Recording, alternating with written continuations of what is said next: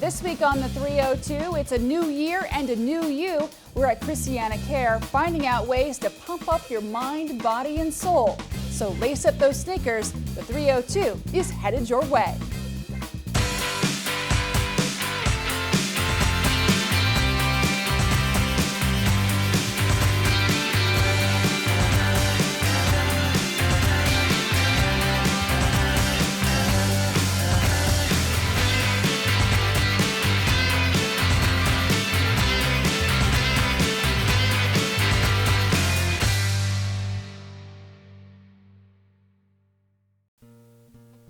Hey 302, it's Jackie Ferris. We are here at Christiana Care and we're talking about a new year and a new you. And I'm joined by Brooke Jacob. She is a nutritionist and we're going to talk a little bit about diets versus changing our lifestyles to be healthier in the new year. Brooke, thank you very much for joining us. Thank you for having me, Jackie. So I guess the first thing when people come to you and they say, I want to lose a little bit of weight, I want to get, my weight under control or whatever the case may be, whether it be just for general health or because they're worried about something like diabetes, the first thing is a plan, right?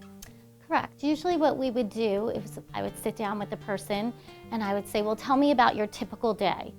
It's really great to look at a weekend day versus a weekday because things change on the weekend versus the weekday. So we just go down a line. What's for breakfast, what's for lunch, what's for dinner, and any snacks in between.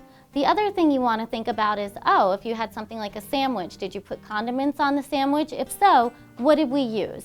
That gives a great idea to the dietitian of what you're up to. And this is something you could do at home yourself, just to see what you're eating throughout the day. Now, I know once you figure all of that out, you come up with a plan, what they should or should not be eating based on their health needs, but they need to track that, and there are a lot of ways to do that at home, even if maybe you don't have the luxury of coming in and seeing a nutritionist. That's correct. So you can write it down yourself, and you can even look at the calories and look on the food labels, but there's plenty of apps out there that really help you track what you're eating. So there's MyFitnessPal, there's Noom, that one you have to pay for. There's also Lose It, Fat Secret. So there are definitely a bunch of apps out there that can help you track your food, and you can scan the food labels right in. Some tricky things about that might be the portion sizes, so you need to know what portions you're eating. The other thing that can be a little tricky is if you put in that you're a highly active person, but if you have a desk job, my job's a desk job, I wouldn't actually put in that I'm highly active. I would probably set it to lightly active or sedentary, and then I would give myself points for exercise and tell the app that I exercised. So just some basic tips. I know one of the big things is water. How much water should we really be drinking? I mean, it really depends on your body weight, but most people, about 8 glasses of water a day is a great way to hydrate. And it also helps you feel full. Sometimes you think you're hungry, but you're really actually thirsty. So instead of eating, you have a glass of water and you might not feel as hungry, or you may eat less at that meal. So what are some of the other things that we should watch out for? If we're just looking for those quick tips on, the checklist, things that I need to be mindful of whenever I'm making up my New Year plan. So I would look at what you're eating throughout the day and drinking. If I see, hey, I'm not really drinking water, but I'm drinking sodas and juices, all of those have a lot of empty calories, where you could switch that out and have water. And if you like something with a little flavor, there are a lot of sparkling waters now that don't have any artificial flavors or sweeteners that could substitute as something with flavor, but it's still water. So I know that a lot of times folks will get into a program and they'll be really good for a really long time, and then they'll hit a goal, or they'll try something, they'll cheat a little bit, and then everything just goes off the rails. How do you deal with diet or lifestyle change fatigue and to get back on track? So don't set yourself back. You may have a bad day here or there, and we're only human. Even the dietitian has a bad day sometimes. Try to stay on track as much as you can, and instead of rewarding yourself with maybe some candies or cookies or pie, thinking about something that's not food related and not calorie related. If I hit my goal, maybe I buy a new dress, or maybe I get to plan a little getaway for the weekend, or something that doesn't have to do with food. Now let's talk about accountability. I know that you know, if you've got, we're already logging, but if you've got somebody like a workout buddy to work out with you to exercise, that's good. And how much exercise should we be doing, you think? I would do at least 30 minutes 5 days a week. That's a great first step. It doesn't have to be extreme. You know, if you're not somebody who's exercising all the time, starting out slow and building up to that 30 minutes. Also building up intensity if you haven't been exercising. The other thing would definitely be to have a buddy. If I'm exercising alone and it's a cold day, I might not want to go. But if you give me a call and say, hey Brooke, we got to go for that walk, I'll be like, let's go, Jackie. So it's really great to have a workout buddy or somebody who's encouraging you along the way. Doing simple things too, like if I go to the mall and I park far away, this way I get a little bit more steps in. Coming into work, maybe I walk up the 3 flights of stairs instead of just taking the elevator. So any little thing you can do to increase your exercise is wonderful. Now before we go, I want to ask you about dining out. I mean, that can be the Achilles heel of any diet. Mm-hmm. So what tips would you give somebody to, you know, dining out at their favorite restaurant?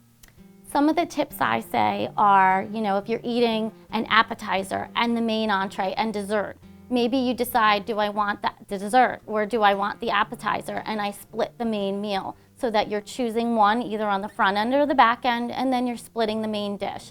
The other thing I like to say, a lot of those main dishes that you get are easily 800 or 1,000, maybe more calories. So when you get that little bread plate at your meal, take the food from your main dish, put it on that little bread plate that they give you, and that would be closer to what you'd be eating at home as opposed to eating the whole main dish. And you can have them pack it up and bring it home for another day. That's a great tip. Now, Brooke, if somebody wants to know more about how to get nutritional advice from Christiana Care, who do they contact?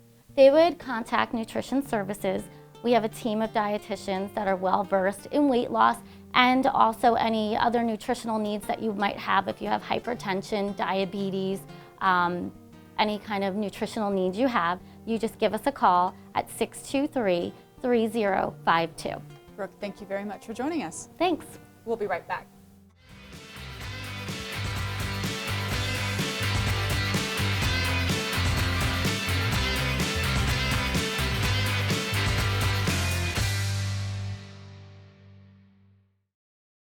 I'm Beth, I'm Donnie. and we're the Pirate Ship family. Anchors away into 302. Welcome back. We're talking about a new year and a new you, and we're talking about mental health for this segment.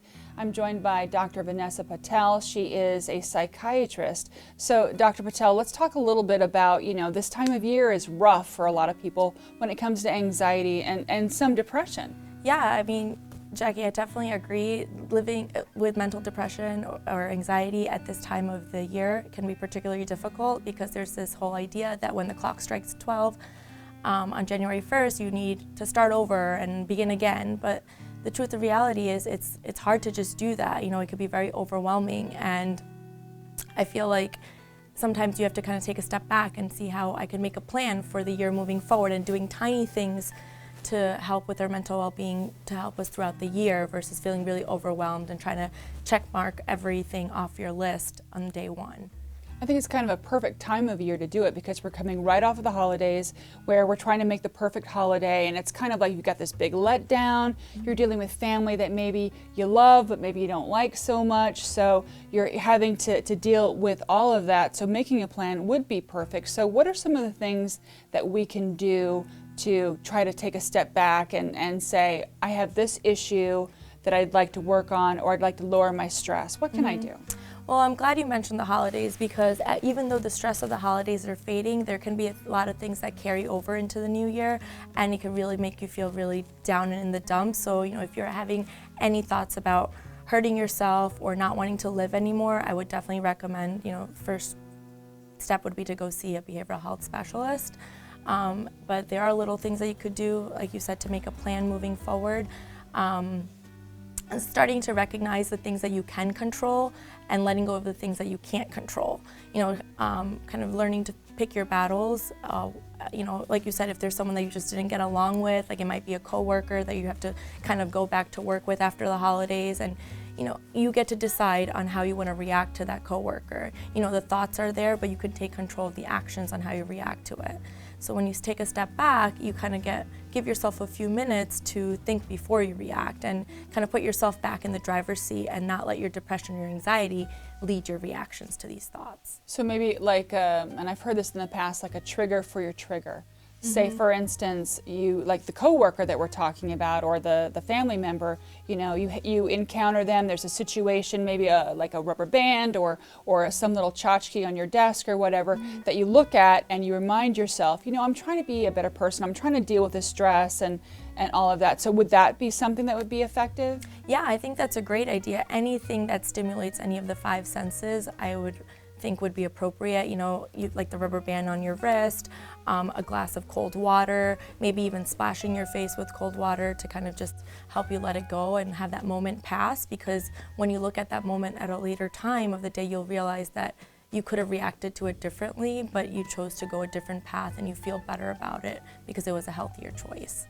Now, would positive affirmations work in that situation? I mean, you could say it in the moment, but I mean, would talking to yourself in a kinder way throughout the day be a way to deal with it a little bit? Yeah, definitely. You know, even if it's just one positive affirmation a day, you know, 365 days later, you have a whole list of things that you've kept telling yourself, you know, throughout the year. And you know, sometimes I say, like, the more you keep telling yourself something, the more you'll start to believe that it's actually true. And, you know, in this case where it's like, I can react differently, I do have control over my actions. And those are the two things where it's like I statements that kind of are pushing your thoughts in a positive direction, because it's really easy to get caught up in the negative. And, you know, with depression and anxiety, it's really easy to dwell on all the things that make us sad, but kind of want to focus our energy on the positive. Something like, I can deal with negative situations. I deal with negative situations really well. You know, I'm a kinder person, Yes. that kind of thing. Yes, definitely. Yeah, and that also, you know, leads me to other thoughts where, like, you know, moving forward for the year, just taking 10 to 15 minutes out of your day to have alone time, you know, telling yourself that I can do this versus the things that you cannot do. And because a lot of times, you know, when people are trying to seek help for mental illnesses, you know, it's like, doc, I just don't have the time for therapy, or, you know, I just keep forgetting to take my pill, or whatever it is. I don't have time for these appointments. The little things like where you could just take 10, 15 minutes to just sit back, have some alone time, possibly even unplug from like technology, kind of gives you a chance to pick up new hobbies or even revisit old ones that you've kind of put on the back burner. And you know, that those little moments of joy really do a wonderful job on your mental health in the long run. And possibly the 15 minutes would be time for like meditation or exercise for that matter. So those two things are powerful tools. Yeah, those are really powerful. And again, it always comes down to, well, I don't want to, or I don't have the time to. So I recommend to a lot of my patients to just, you know, set a timer. You know, I only have to do this for 15 minutes. And a lot of times, you know, once you start doing it, when the timer goes off, you'll realize that, hey, this isn't so bad. I could keep going and do for the full half hour, you know, either go for a 20-minute power walk or, you know, do some deep breathing exercises. And you'll realize that, you know, we could all do things that we absolutely hate doing if we know there's an end to it. So if that timer goes off, and you might realize that, hey, this isn't so bad. I could probably do this for a little longer, or I'll try it again tomorrow and go a little longer. So investing in yourself, but also investing in others quickly is a good way to de-stress and get rid of anxiety, right? I definitely agree. Helping others to help ourselves, you know, volunteering, helping out in the community, it kind of gives you a goal for the day, something to focus on, and really, you know, for some people that just struggle getting out of bed and, you know, giving themselves a routine, it kind of gets you out there, and it kind of gets you meeting new people, making new friends, you know, to share your hobbies with and your interests with. And, you know, if you're not about that, you could always start reconnecting with your own loved ones, you know, because sometimes I feel like we start putting that on the back burner as well when we're trying to focus on our day-to-day hustle and bustle. Well, thank you so much. These are tools that I know that our viewers are really going to get a lot out of and everything. If somebody has a question about, you know, maybe they think they want to see someone or they want to find out more about these tips, where can they go? So we have several behavioral health offices in Christiana Care, but there are also behavioral health specialists that are embedded all at our primary care providers' offices as well. So you just gotta let them know, and you know, if you let your primary care doctor know, they will be getting you in touch with the next person. So talk to your doctor. Yes. Thank you so much, Dr. Patel. We'll be right back.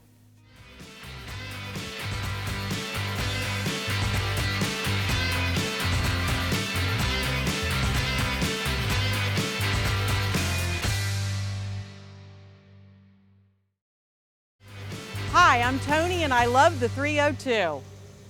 Welcome back. We're talking about a new year and a new you. We're joined by Jack Clendenny. He is a coach, a health coach for the caregivers here at Christiana Care. Jack, thank you so much for joining us. For having me, Jackie. So what do you do here for the caregivers? So an individual can sign up with a health coach at Christiana, and their initial conversation is always telephonic. They are one-on-one sessions that usually last about 30 minutes depending on what their goal may be. Their goals are anything within health or wellness. Any of these can be exercise, nutrition. We work closely with sleep, stress, time management, and scheduling. We also have resources to help individuals with smoking cessation programs, disease management, and prevention tips and tricks as well. So a lot of us can work together to help create comfortable action plans that they can use on a weekly basis that breaks down their larger goal to help them achieve that goal in a fair amount of time rather than getting overwhelmed right from the start. Now I know a lot of doctors and nurses, they're walking up and down the floors, they're visiting with patients, they're very active. But you have a large number of folks, and the reason we're in a cubicle, who spend their time in a cubicle, and that doesn't necessarily mean that they have to be inactive. There are some things that we can do in order to, get a little bit of exercise whenever we're, doing our work. Talk to me about that. Yes, of course. So a lot of people struggle with finding exercise on a daily basis due to work schedules. As you just mentioned, people are sitting down for 8 hours, 12 hours. They have family at home that they need to take care of. They have errands. They just simply can't find that time to work out in a gym. So in a cubicle setting, there are plenty of things to do to help you get onto that fitness track, to help you wind up overall feeling better with not only just your physical appearance, but also with your mood, your sleep schedule, and just your confidence. So what are some of the things we can do? So I brought here today 2 simple items that you can find pretty much anywhere: a supermarket, stores like Walmart, online at Amazon. They fast track these on Amazon as well. This is known as a resistance band. They come in many different colors. The colors symbolize the strength of resistance. This one is blue, it's a medium band. They also have yellow and things along those lines. With resistance bands, you can either put them around your feet, above your ankles, under your knees, above your knees. You can walk with them to cause some resistance on the outside of your legs. You can wrap them around your wrists, cause some tension by expanding outward as well, overhead, and get a good workout with those. Also, you have tubes. These are resistance tubes, so like the bands, the colors match the type of resistance. There are plenty of exercises that you can do with resistance tubes as well, in a sitting section or standing. Sitting down, the closer you bring your hands, the more resistance you have. So if you only have one color, you can still mess around with the different types of resistance, something as a type of stretch or an exercise, depending on how many repetitions you choose to do. You could do a band pull apart, where you're squeezing those shoulder blades together to help work the back and also open up the chest. This is a great exercise that will help you correct your posture if you're sitting for a while. If you have some back issues, this also is a good one to help as well. So this would be something that'd be good for a conference call, maybe Yes. doing the band or whatever. Now I know there's some exercises that you can do under your desk with your legs. Yes, so you can also stretch out with a resistance band on your leg, as shown here. You can take it around your foot. You could stretch up, keeping the leg exactly straight. It'll stretch out the hamstrings and also tension the quads. So you can get that hamstring stretch and also work your quad for a little bit more of a strength push. There are also things along the lines as steppers for desks, where either in a standing situation or sitting, you can just start to march up and down in place. This will also help count your steps if you are following a stepper on a Fitbit tracker or something along those lines. And those are pretty affordable, but you just have to be Yes. mindful of the weight restrictions. Now, what about stretching?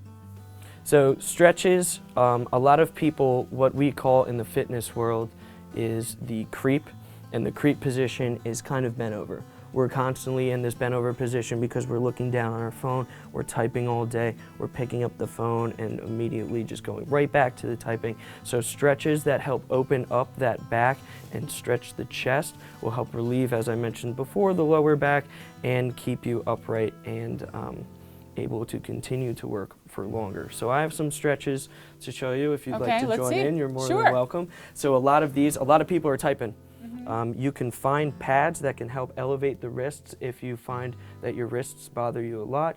If not, this is a great stretch. You take your arm directly out, you take your other arm, and you just push that hand back. Oh, I can feel that. Yeah. So usually with stretches, depending on how much discomfort, and then we're placing the fingertips down, doing the same exact thing. For the neck, there are some stretches where we can go from side to side and gently take our hands, pull them down. We'll be stretching the side of the neck like so, and then you can also point the chin down in a clockwise and counterclockwise motion. Slow and controlled, you can wrap that neck around while keeping those shoulders relaxed, and then switch direction. With these, you can always play around with repetition, as I mentioned earlier. With stretches, you want to hold about 5 to 10 seconds. With something for repetition, stay anywhere between 10 and 15. These are things that we can do in the office, but what if someone wants to start a workout program at home? Maybe they're not as active as they were in the past. They shouldn't just jump right in, right? No, of course not. So the one thing I want to mention to everybody is that you want to make exercise fun. A lot of people seem to think that this is a chore or it's torturous, and I'm here to tell you it's the complete opposite. You want to make sure that you're enjoying every step of the way. You're here to better yourself, not only just your physical look, but your mood, your sleep, your overall well-being.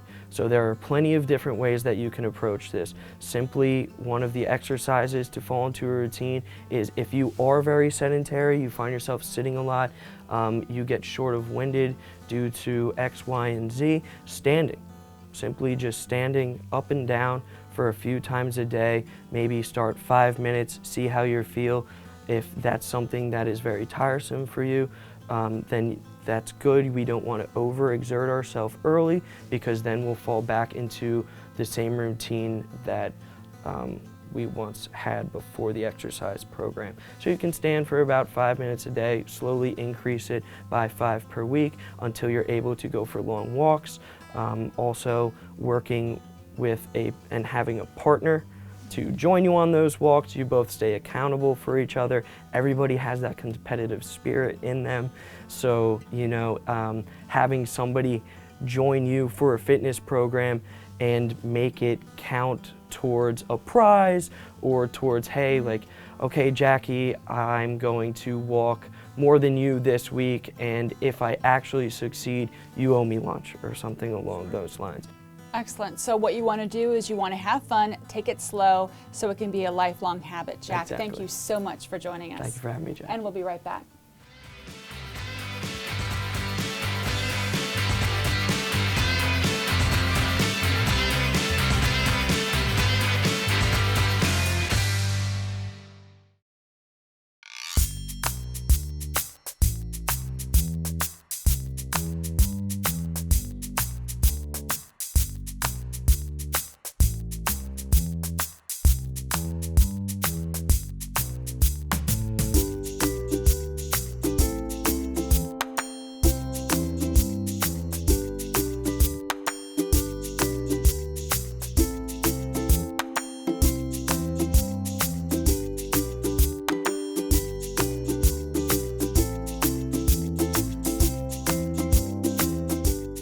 That'll do it for this episode of The 302. For more information on Christiana Care's programs, visit christianacare.org. We leave you now with video of folks breaking a sweat. Until next time, we'll see you on The 302.